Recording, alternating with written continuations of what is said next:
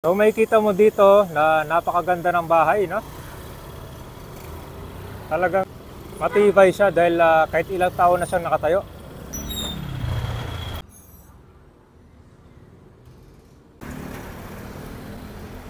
Dito sa may Pandacan, Manila, matatagpuan itong Romualdez Ancestral House. Ang bahay na to ay na-build pa noong taong 1920s at ito ay tinatawag nilang bahay na bato. Sa baba niya gawa sa bato, sa itaas naman gawa sa kahoy. Ang bahay na to ay mahigit 100 years old na. Ito ang bahay ni Daniel Romualdez, na isa sa mga well-known families, lalo na ang Romualdez family. At alam nyo ba noong mga taong 1970s, dito kilalang kilala ang politikong pamilyang Romualdez dahil na rin kay First Lady Imelda Marcos. Ang angkan ng mga Romualdez ay isa sa mga sikat dito sa Pandacan, Manila bago sila lumipat dun sa may Leyte.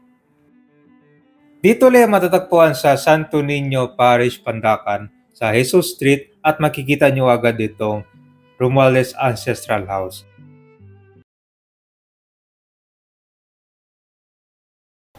Yan, magandang hapon. Nandito na tayo ngayon sa Balagtas Festival dito sa Pandacan, Manila. Yan, ito yung pinakapasalan nila dito, no, ng mga residente na taga dito. So ang Pandacan Kabayan, every year merong ginaganap dito na Buling-Buling Festival. So nung panahon ng mga 1970s ay madalas pupunta si former First Lady Imelda Marcos dito para maki-join dito sa festival. At ang pupuntahan natin ngayon, itong Romualdez Ancestral Home na malapit lang dyan sa may Teodora. Na pupuntahan natin ngayon dyan mga ilang minutes lang. Okay, so pakita muna natin itong liwasang Balagtas. Ito pala mayroong fountain, no?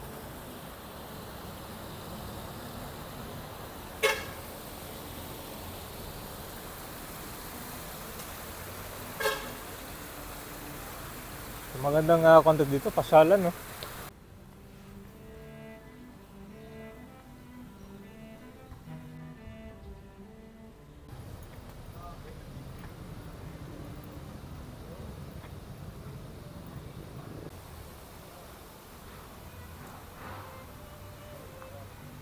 Okay, nandito na tayo. So, pupunta natin ngayon itong Romualdez Ancestral Home. So, marami na rin pala mga bagong mga establishment dito kung dadaan kayo. Yan sa unahan, yan po yung Malacanang. Itong pupunta natin na Romualdez Ancestral Home ngayon, malapit na siya dito sa may Malacanang. Yan na po yung Quirino Avenue.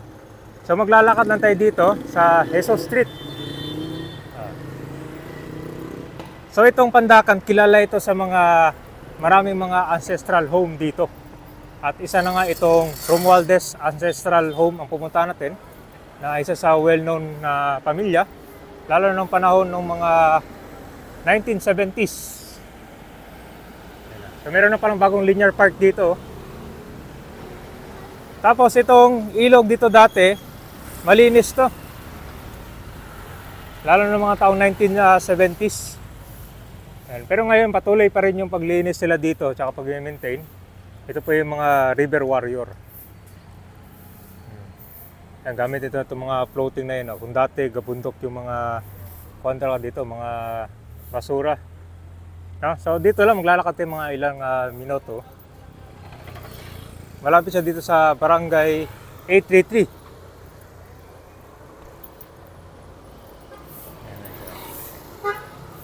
So kung kayo ay nakapunta na dito at hindi nyo napapansin itong bahay dyan, no?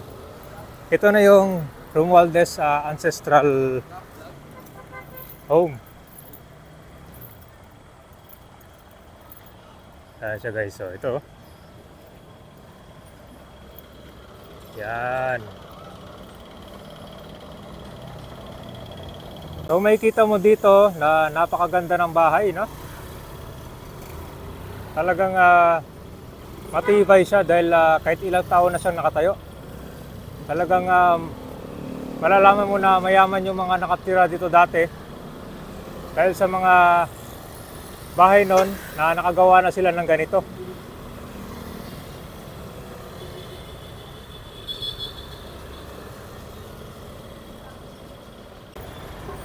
Anyway, so makita muna natin dito ah.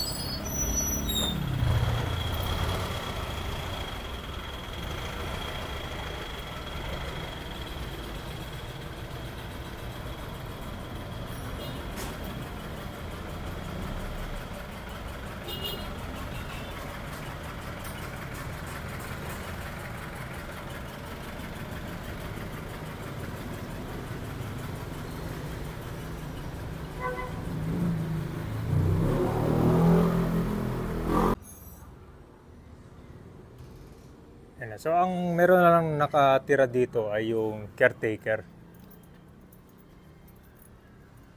Yan. Yun na nga kasi itong bahay ng Tacubay, malalaman mo talaga na mayaman ang mga nakagawa at nakatira dito dahil tinan mo naman no, buong buo pa yung structure. So yung mga ganitong materials na nagamit nila ng panahon nag-exist na. So kumbaga ito yung pinakamataas na quality. Tingnan mo naman yung bakal, oh, di ba? Buong buo pa. Tsaka yung kapis, oh, di ba? Halos original pa yan, no? May mga kaunting faded lang. Tapos, yun nasira.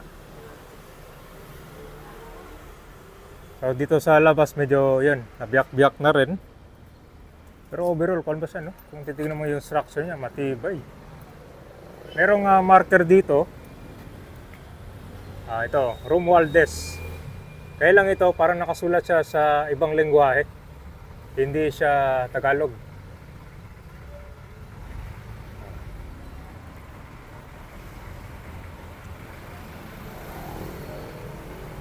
Ayun sa mga natanong ko, yung kahoy nito, tawag nila Nara. Yan yung pinaka high quality na kahoy dati na gamit para pangtayo dito sa mga bahay.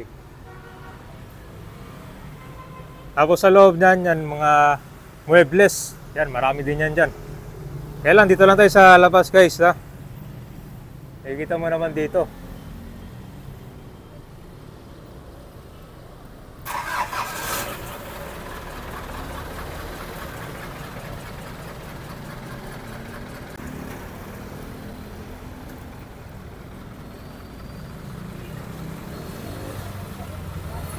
So yun si First Lady Imelda Marcos, bihira na lang siya pumupunta dito.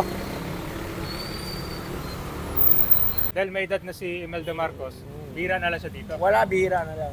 Isang beses ko lang, 10 years na ako rito. Isang beses ko lang. Dati nagsasayaw pa dyan pag buling-buling. Yung bowling-bowling ang tawag dito na Oo, piyesta. no? Buling-buling sa Pandakan. Bowling. Oo. Mga anong taon nakita niya si Imelda dito? Mga 2015 ko yun nakita eh. 2015? Matagal na pala. Tagal na, yun na hindi ko nakita siya dyan. Nung nagsasayaw si Imelda, Oo. year 2000 pababa pa yun.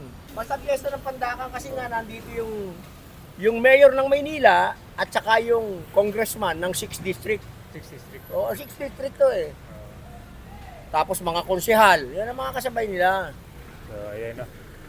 Guys, so, kaya lang kung dadaan kayo dito sa Jesus Street, I'm sure madami nang dumadaan dito tapos nakikita to pero hindi nila alam na Pero bahay marami pala. nagbablog dyan, katulad mo. Marami nagbablog. Kumbaga parang tayo na yung huli dito sir na. Oo, talagang panghuli ka na. Halos original pa yung mga bahay dito sir, wala pang pinalitan. Yan, Oo, walang inaano dyan eh, walang Wala, no? binabago. original pa. Kita mo yung mga kahoy dyan kabay no. Yung pa rin gagamitin. Papalit, oo. Parang puro Nara to sir no? Oh, puro nara yan. Oh, matitibay yung mga Nara kabay. Baguhin ang structure niyan. Nire-repair din yan pag nakakita mo na malinis na yan. Oo. Kaya lang bawal baguhin ang structure niyan. Siguro yung bubong lang sir, pinilitan na yan no, malamang. Siyempre, tumutulo. Oo. Malamang yung bubong yan guys, ako na yan. May konti pinalitan na.